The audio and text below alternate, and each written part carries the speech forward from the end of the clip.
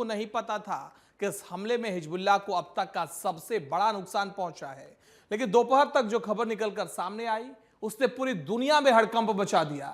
जो Hassan Nasrallah 24 घंटे भारी सुरक्षा में रहता था और इजराइल के डर से हमेशा बंकर में छुपा रहता था, आखिर इजराइल ने इतने सुरक्षित बंकर में घुसकर कैसे उसका काम तमाम कर दिया? आखिर इजराइल ने हिजबुल्लाह चीफ हसन नसरल्लाह को उसके घर में घुसकर कैसे मार गिराया? ये पूरी कहानी बेहद सनसनीखेज है।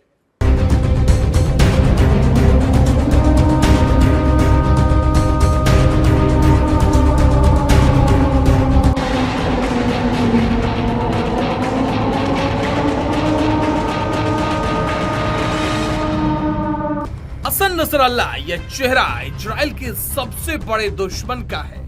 वो दुश्मन जिसके खूनी वार ने इजराइल को कई बार रुलाया। यह हसन नसरल्लाह ही था जिसके आतंकी साजिश ने इजरायलियों का जीना मुहाल कर दिया था।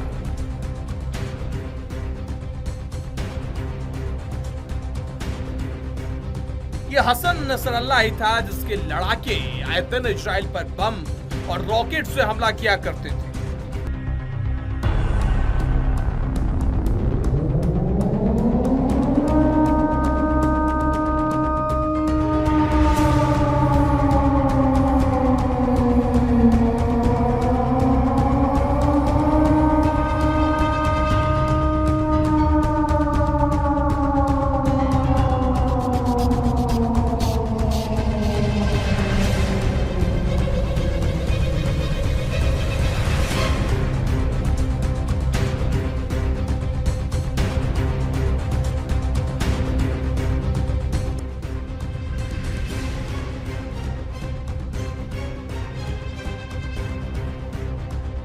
हिजबुल्लाह चीफ हसन नसरल्लाह ने कसम खाई थी कि वो इजराइल को कभी चैन से जीने नहीं देगा, वो इजराइल को बर्बाद करके छोड़ेगा।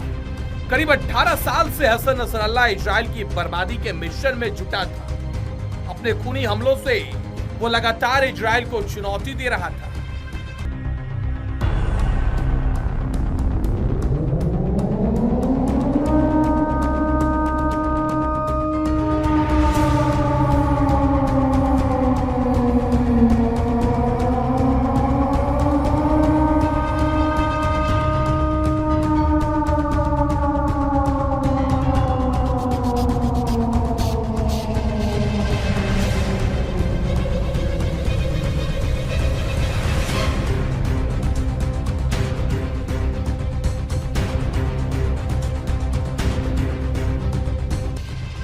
हसन नसरल्लाह जिस बंकर में छुपकर इजराइल पर हमले की नई रणनीति बना रहा था, लेकिन अब अपनी सबसे बड़े दुश्मन से इजराइल ने ऐसा बदला लिया कि सुनने वाले भी दंग रह गए। इजराइल ने हिजबुल्लाह चीफ हसन नसरल्लाह को उसके घर में घुसकर मार डाला।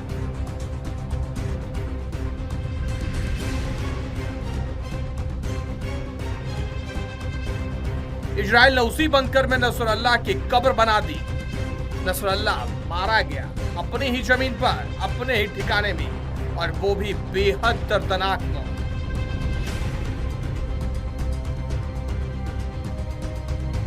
हसन नसरल्लाह इजराइल का दुश्मन नंबर 1। हिजबुल्लाह का वो चीफ जो बंकर में रहता था, खुफिया बंकर से देता था आतंकियों को इजराइल पर हमले का हुक्म।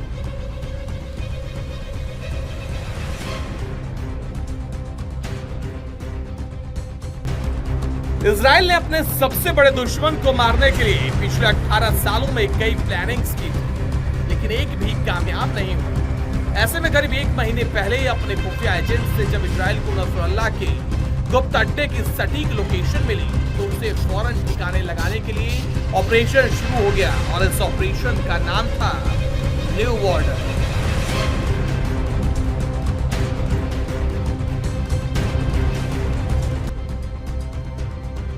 Operation new order Hezbollah chief Hassan Nasrallah के खात्मे के लिए इजराइल का यह ऑपरेशन बेहद गुप्त था। इजरायली अधिकारियों को डर था कि नसरल्लाह कुछ दिनों के लिए किसी दूसरी जगह पर शिफ्ट हो जाएगा। ऐसे में उस पर हमले के लिए बहुत कम समय बचा था। इजरायली सेना जब हसन नसरल्लाह पर अटैक की अंतिम तैयारी कर रही थी, उस वक्त इजराइल के पीएम बेंजामिन नेतन्याहू अमेरिका में थे। वह यूएन में भाषण देने के बाद अपने होटल रूम में थे। ऐसे में इजरायली सेना के टॉप कमांडर ने अपने पीएम से संपर्क किया और फिर नेतन्याहू ने वहीं से हमले का ऑर्डर दे दिया।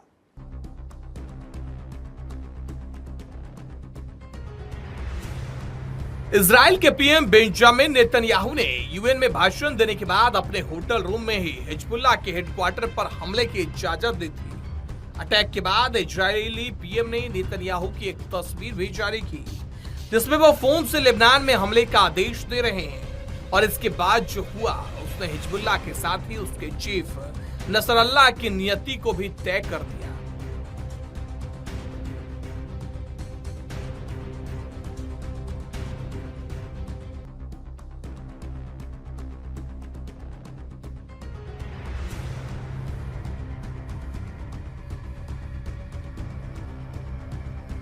नेतन्याहू के आदेश के बाद 27 सितंबर का दिन हिजबुल्लाह एंड कंपनी के लिए कयामत वाला था। 27 सितंबर शुक्रवार की वो सुबह कोई आम सुबह नहीं थी। रात से ही लेबनान की राजधानी बेरूत बम धमाकों से गूंज रही थी और टारगेट था हिजबुल्लाह का वो हेडक्वार्टर, जिसमें इजराइल का मोस्ट वांटेड नसरल्लाह छिपा हुआ था।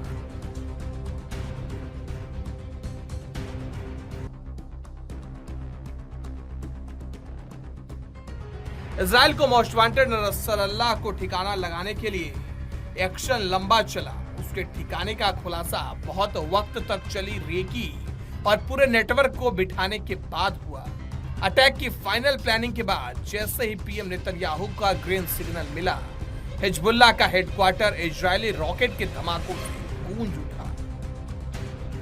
एक के बाद एक रॉकेट छोड़े गए और फिर इजराइल के खौफनाक हमले में न सिर्फ हिजबुल्लाह का हेडक्वार्टर नेस्तनाबूद हो गया, बल्कि उसका चीफ हसन नसरल्लाह भी मिट्टी में मिल गया। जानकारी के मुताबिक ये इजराइल की एक बड़ी कामयाबी है, ऐसी कामयाबी जिसने हिजबुल्लाह की कमर तोड़कर रख दी है। यकीनन हिजबुल्लाह के हेड नसरुल्लाह का मारा जाना इजराइल के लिए एक कामयाबी है। पहली बात तो ये कि इजराइल ने वो बदगुमा दाग अपने ऊपर से हटा लिया, यानी कि 2006 में 34 दिन तक चले उस युद्ध में हिजबुल्लाह ने इजराइल को बेका वैली से पीछे खदेड़ दिया था। वो बात उसके दिमाग में थी। और दूसरी बात ये कि वो 2016 से लेके अपने बंकर से बाहर ही नहीं आया था। 300 से 400 फीट गहरे उस बंकर को जीपीयू बम से उड़ाना, प्रिसाइसली इंफॉर्मेशन को गैदर करना मोसाद के लिए एक बड़ी फीट थी और पूरी दुनिया में इसकी एक धमक सुनाई दी जिस तरह से नसरुल्लाह को मारा गया। रक्षा विशेषज्ञों के मुताबिक हिजबुल्लाह चीफ हसन नसरल्लाह के खात्मे के लिए इजराइल ने जो जाल बुना था, उससे उसका बच पाना मुश्किल ही नहीं, नामुमकिन था। इजरायली हमलों से बचने के लिए हसन नसरल्लाह अपने बंकर में रहता था, जिसे वो अपना अभेद किला मानता था। उसे ऐसा लगता था कि उस अभेद किले में वो बच जाएगा, लेकिन इजराइल की प्लानिंग ऐसी थी कि इस बार वो अपने अभेद किले में भी नहीं बच पाया। हिजबुल्लाह प्रमुख नसरुल्लाह की मौत इजराइल के लिए और इजराइल की खुफिया एजेंसी के लिए एक बड़ी कामयाबी जरूर है, क्योंकि नसरुल्लाह को ठिकाने लगाने के लिए इजराइल की फौज और वहाँ की खुफिया एजेंसी मोसाद पिछले 10 साल से लगी हुई थी और तमाम कोशिशों के बावजूद नसरुल्लाह को मौत के घाट में उतारा नहीं जा सका था। लेकिन जैसे ही सटीक जानकारी इजराइल की खुफिया एजेंसी को मिली और उसने फौरन ये जानकारी इजराइल के फोर्सेस को दी कि लेबनान की राजधानी बेरूत में एक गहरे बंकर में नसरुल्लाह अपने 20 कमांडरों के साथ एक मीटिंग कर रहा है और इजराइल पर एक बड़े हमले की तैयारी कर रहा है। और ये जानकारी जैसे ही मोसाद को लगी, मोसाद ने अपनी फ़ौज को दिया और फ़ौज ने बिना वक्त गंवाए ऐसा ज़बरदस्त अटैक किया कि इस अटैक में नसरुल्लाह की मौत हो गई। इजराइल ने हिजबुल्लाह चीफ हसन नसरुल्लाह के खात्मे के लिए सटीक ही नहीं बल्कि सिलसिलेवार प्लानिंग की थी। प्लानिंग ऐसी थी कि 11 दिनों के अंदर ही उसका रिजल्ट सबके सामने आ गया। नसरुल्लाह के खात्मे के लिए इजराइल ने लेबनान पर पहले 17 सितंबर को पेजर हमला किया, जिसमें 12 लोगों की मौत हो गई।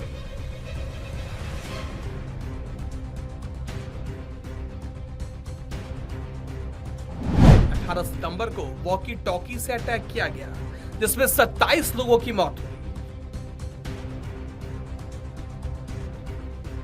19 सितंबर को लेबनान में मिसाइल से अटैक किया गया। 20 सितंबर को लेबनान में 70 मिसाइल दागे गए, जिसमें 45 लोगों की मौत हुई।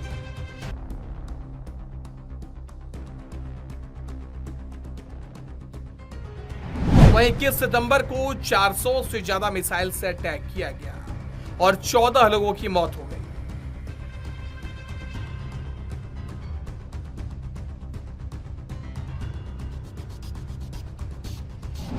उधर 22 सितंबर को 150 मिसाइलें दागी गई, जिसमें 23 लोगों के जख्मी होने की खबर थी।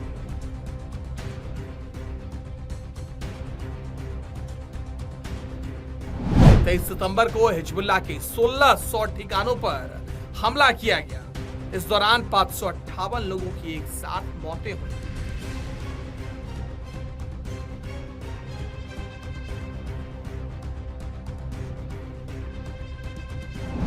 चौबीस सितंबर को बेरूत पर हमला किया गया और 6 लोगों की जान चली गई।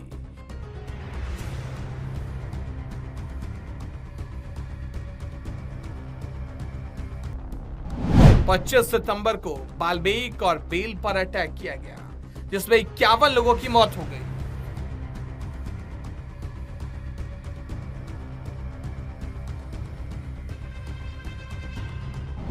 छब्बीस सितंबर को बेरूत पर फिर से मिसाइल अटैक किया गया और 27 सितंबर को हिजबुल्लाह के हेडक्वार्टर पर हमला हुआ, जिसमें हिजबुल्लाह चीफ हसन नसरुल्लाह मारा गया।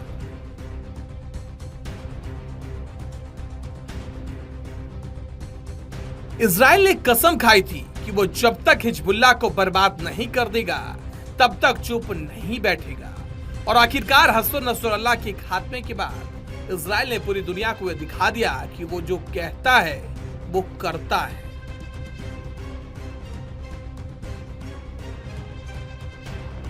हिजबुल्लाह का चीफ नसरुल्लाह जिस बंकर में छिपा हुआ था, उसे साफ तौर पर बड़े हमलों के लिए बनाया गया था। इजरायली हमलों से बचने के लिए चीफ नसरुल्लाह इसी बंकर में करीबन 13 सालों तक छुपा हुआ था। वो कभी सामने नहीं आता था। जब भी हिजबुल्लाह के दहशतगर्दों को कोई संदेश देना होता था तो नसरुल्लाह वीडियो कॉन्फ्रेंसिंग के जरिए संबोधित करता था। लेकिन इजराइल ने इतने रॉकेट्स दागे कि जिस बंकर को नसरुल्लाह सबसे सेफ समझता था, उसमें ही उसकी कब्र बन गई। वो मारा गया। इस हमले में उसकी बेटी भी मारी गई। इसके साथ ही उसके कई और साथी भी मारे गए। तो क्या यह हिजबुल्लाह का अंत है? क्या हसन नसरुल्लाह के बारे जाने के बाद अब इजराइल चैन की सांस ले पाएगा? दरअसल ईरान एक ऑक्टोपस की तरह है। उसकी बहुत सारी आतंकी भुजाएं हैं, जिनमें हुती, हमास, हिजबुल्लाह और इस्लामिक रेजिस्टेंस सब शामिल हैं। हिजबुल्लाह उनमें सबसे ज़्यादा ताकतवर था, और खाली हिजबुल्लाह के कमांडर नसरुल्लाह को नहीं मारा गया, बल्कि उसके जितने कमांडर्स थे, करीब करीब 15 कमांडर्स, यानी कि उसके अंदर शुक्र भी शामिल था, इब्राहिम भी शामिल था, शरूर भी शामिल था, कारकी भी शामिल था, और जो उसके और कमांडर्स थे उन सबको इकट्ठा मारा गया। यानी कि इजराइल के लिए कम से कम एक आतंकी भुजा तो कमज़ोर हुई। और इतना ही नहीं, अब जो बचा कुचा है उसके लिए भी इजराइल ने ग्राउंड ऑपरेशंस शुरू किए हुए हैं। तो ये तो नहीं कह सकते कि इजराइल चैन की सांस ले पाएगा, लेकिन इतना जरूर है कि उसने सबसे बड़े अपने एक दुश्मन को करीब करीब तबाह कर दिया। हसन नसरुल्लाह की मौत के बाद इजराइल चैन की सांस ले पाएगा, ये कहना फ़िलहाल मुश्किल है, क्योंकि लेबनान का जो हिजबुल्लाह आतंकी गुट है वो एक बड़ा आतंकी गुट है, और माना जाता है इसका हथियारों का जखीरा भी बड़ा है। और यही नहीं, ईरान की तरफ से हिजबुल्लाह के आतंकी जो संगठन के जो लोग हैं उनको काफ़ी कुछ मदद दी जाती है। तो ऐसे में ईरान पूरी तरह से सपोर्ट तो करेगा ही, लेकिन ये बात ज़रूर है कि हसन नसरुल्लाह की मौत के बाद हिजबुल्लाह की कमर जरूर टूट गई है, और इसमें वो उत्साह और मनोबल नहीं रहेगा जो पहले था। लेकिन फिर भी ईरान की तरफ से कवायद यही होगी कि इसमें जोश दिया जाए और किसी भी सूरत में एक बार फिर से इजराइल पर हिजबुल्लाह की तरफ से अटैक की योजना को अंजाम दिया जाए।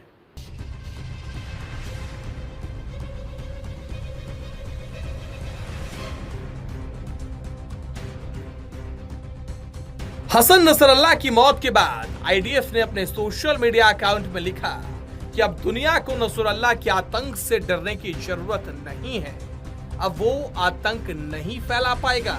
तो क्या नसरल्लाह की मौत हिजबुल्लाह का भी द एंड है? पहली बात तो ये कि किसी भी आतंकी संगठन को आप कमजोर कर सकते हैं, उसकी कमर तोड़ सकते हैं, लेकिन उसकी विचारधारा को खत्म नहीं कर सकते। ऐसे ही हिजबुल्लाह का करीब करीब सफाया तो हुआ है, लेकिन अभी भी उसका हेड खत्म हुआ, उसका कम्युनिकेशन खत्म हुआ, लेकिन लिटानी रिवर के पास करीब 80 किलोमीटर के एरिया में उसकी बड़ी बड़ी सुरंगें अभी भी कायम है। और उसने लॉन्ग रेंज के जो अपने हथियार हैं, स्मॉल रेंज के तो बाहर रखता था, लेकिन लॉन्ग रेंज की antiship missile, ballistic missile, cruise missile, ये सब उन सुरंगों के अंदर हैं। और जिसके लिए इजराइल ने ग्राउंड ऑपरेशन शुरू किए हुए हैं। पिछले 18 साल की पूरी इंटेलिजेंस, ह्यूमन इंटेलिजेंस और टेक्नोलॉजिकल एडवांसमेंट के हिसाब से वो उसके ऊपर हमला कर रहा है, और हमें यकीन है कि बहुत जल्दी इसमें उसे सफलता भी मिलेगी। नसरल्लाह की मौत हिजबुल्लाह का अंत नहीं है, यानी कि इसका द एंड नहीं कह सकते हैं, क्योंकि लेबनान का ये आतंकी गुट एक बड़ा गुट है और इसकी जो लड़ाके हैं उनकी तादाद भी काफ़ी बताई जाती है और लेबनान में इसके समर्थन ज़बरदस्त है। और यही नहीं, लेबनान के जो युवा हैं वो पूरी तरह से हिजबुल्लाह के सपोर्ट में हैं। और इसके अलावा ईरान जो एक बड़ा मुल्क है वो हर तरह से हिजबुल्लाह के आतंकी गुटों को और आतंकी जो आकाओं हैं उनको हर तरह से सपोर्ट और समर्थन दिया करता है। तो ऐसे में ईरान की तरफ से कवायद यही होगी कि किसी भी सूरत में हिजबुल्लाह के जो मनोबल है, जो जोश है, उसको कम नहीं होने दिया जाए और किसी भी सूरत में फिर से रिवाइव किया जाए। वैसे हसन नसरुल्लाह का मारा जाना, इसमें कोई शक की बात नहीं कि हिजबुल्लाह के लिए एक बड़ा सेटबैक ज़रूर है, लेकिन इस सेटबैक से शायद जल्द ही बाहर आने की कवायद तो की ही जा रही है और साथ ही साथ इसमें ईरान का पूरा समर्थन और सपोर्ट मिल रहा है। हिजबुल्लाह चीफ नसरल्लाह के मारे जाने के बाद हिजबुल्लाह की टेरर टीम करीब करीब ऑल आउट हो चुकी है। नसरल्लाह के खात्मे के बाद इजराइल ने ये पूरी दुनिया को दिखा दिया है कि वो अपने दुश्मनों को कभी भी छोड़ती नहीं है, चाहे इसके लिए उसे किसी भी हद तक जाना पड़े। हिजबुल्लाह के प्रमुख हसन नसरल्लाह की मौत के बाद मध्य एशिया के राजनीतिक समीकरण बदल गए हैं और कल जिस तरह से ईरान ने इजराइल पर ताबड़तोड़ मिसाइल हमले किए, उसके बाद से अब पूरी तरह से जाहिर हो गया है कि मध्य एशिया में अब जंग, खुली जंग शुरू हो गई है, क्योंकि ईरान पहली बार इस पूरी जंग में सीधी तौर पर शामिल हुआ है। इससे पहले ईरान अपने प्रॉक्सीज के जरिए ही इजराइल पर अटैक कर रहा था, लेकिन पहली बार कल देर रात इजराइल की तरफ से करीब 60 से 100 बैलिस्टिक मिसाइल अटैक किए गए। वैसे ईरान द्वारा किए गए इजराइल पर जो स्ट्राइक हुए हैं उसमें ज़्यादा लोग की हताहत नहीं हुई है। माना जा रहा है कि आधिकारिक तौर पर जो जानकारी मिल रही है उसमें माना जा रहा है कि 5 लोगों की मौत हुई है और कुछ नुकसान हुआ है। लेकिन जिस तरह से ईरान ने अटैक किया है और एक नया मोर्चा खोला है, अब देखना बड़ा दिलचस्प रहेगा कि इजराइल की ओर से क्या जवाबी कार्रवाई की जाती है। आपको बता दें कि नसरल्लाह के मारे जाने के बाद मिडिल ईस्ट में तनाव बढ़ गया है। इस बीच ईरान में supreme leader Ayatollah Ali Khomeini ने इमरजेंसी मीटिंग बुलाई, जिसके बाद खोमेनी को सुरक्षित स्थान पर भेज दिया गया। ऐसे में हर किसी की नजर ईरान पर टिकी है। सवाल ये भी उठ रहा है कि क्या ईरान इजराइल के इस हमले का जवाब देगा? क्या Iran Hezbollah chief Hassan Nasrallah की मौत का बदला लेगा? जब सुलेमानी मारा गया था तो ईरान ने अपनी मस्जिद के ऊपर लाल झंडा फहरा दिया था कि हम बदला लेंगे। उसके बाद में जब सीरिया के अंदर उसकी एम्बेसी के 2 बड़े कमांडर्स को इजराइल ने ढेर किया, उस समय फिर दोबारा उसने अपने उस मस्जिद के ऊपर झंडा फहरा दिया था। उसके बाद जब हानिया हमास के चीफ को खुद ईरान की कैपिटल तेहरान में मारा गया, तब उसने फिर मस्जिद के ऊपर लाल झंडा फहरा दिया था। और उसके बाद जब नसरुल्लाह मारा गया या जब नसरुल्लाह के कमांडर्स मारे गए, तब फिर ईरान ने कहा कि हम इसका बदला लेंगे। लिहाजा ईरान से ये लग नहीं रहा था कि वो इसका बदला लेगा, लेकिन ईरान ने इसका बदला लिया। ईरान ने बाकायदा इजराइल के ऊपर कल शाम ही अटैक किया, करीब करीब अपनी 200 मिसाइलों के साथ में, और जिससे कुछ इजराइल को नुकसान भी पहुंचा। लेकिन ये सब बदला लेना एक चक्रव्यूह का हिस्सा भी हो सकता है। खुद इजराइल और अमेरिका ये चाहते थे कि ईरान इस लड़ाई में कूदे, जो ईरान कूद गया, ताकि अमेरिका और इजराइल को ये अवसर प्राप्त हो कि वो ईरान पे हमला कर सके और उसके न्यूक्लियर इंस्टॉलेशंस को तबाह कर सकें, क्योंकि बोन ऑफ कंटेंशन और कुछ नहीं है, ईरान के न्यूक्लियर फैसिलिटीज़ हैं।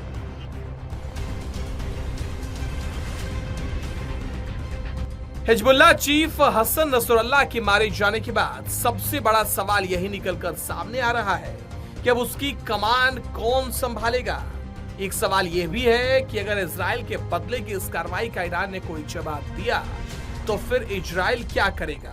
क्या इससे किसी महायुद्ध की आशंका है? ईरान ने इजराइल के ऊपर हमला कर दिया है, लेकिन अब कैच 22 सिचुएशन है इजराइल को और अमेरिका को, और उन्होंने ये बता भी दिया है कि उन्हें अब मौका मिल गया है, अब वो ईरान के ऊपर हमला कर सकते हैं। और ईरान के ऊपर वो हमला किसके ऊपर करेंगे? जो उनकी करीब आधा दर्जन न्यूक्लियर फैसिलिटीज़ हैं, ज़मीन के नीचे 300-400 फीट गहरी हैं, जिनके बारे में पहले तो 10-11 साल पहले इजराइल ने स्टक्सनट कंप्यूटर वायरस से हमला किया था, लेकिन अब लेटेस्ट टेक्नोलॉजी से, GBU से, यानी कि उन बंकर बस्टर बम से और F-35 से हमला करके वो उन्हें नष्ट कर सकता है। और मेन उद्देश्य इजराइल का केवल ईरान के न्यूक्लियर इंस्टॉलेशंस को ख़त्म करना है। अब सबकी निगाहें इस बात पर टिकी हुई है कि ईरान के बैलिस्टिक मिसाइल अटैक का इजराइल की तरफ से क्या जवाबी कार्रवाई की जाती है। तो माना जा रहा है कि इजराइल के निशाने पर ईरान के दो चीज़ है, यानी कि वहाँ की न्यूक्लियर फैसिलिटी और इराक और ईरान का एक पावर प्लांट। ये दोनों को निशाने फ़िलहाल इजराइल की फोर्सेस बनाए हुए हैं। जिस तरह से ईरान की तरफ से अटैक किए गए और करीब 50 से 100 बैलिस्टिक मिसाइल ईरान की तरफ से स्ट्राइक किए गए, वो बेहद ही अहम रहा। और इस पूरे जंग में, इजराइल और हमास के बीच जारी जंग में, पहली बार ईरान सीधी तौर पर शामिल हुआ है और ईरान ने भी दिखा दिया है कि वो हर तरह के वॉर करने के लिए तैयार है। इजरायली हमले में नसरुल्लाह के मारे जाने के बाद हिजबुल्लाह की टेरर टीम करीब करीब ऑल आउट हो चुकी है। हिजबुल्लाह के मेन लीडर में से अब सिर्फ केवल एक बड़ा कमांडर जिंदा बचा है। इस कमांडर का नाम है अबू अली रिदा, जिसके खत्म होने के बाद हिजबुल्लाह का झंडा उठाने वाला कोई भी नहीं होगा। हिजबुल्लाह चीफ नसरुल्लाह के खात्मे के बाद एक बार फिर इजराइल ने पूरी दुनिया को यह दिखा दिया कि वो अपने दुश्मनों को कभी नहीं छोड़ता, वो बदला लेता है और इसके लिए वो किसी भी हद तक जा सकता है।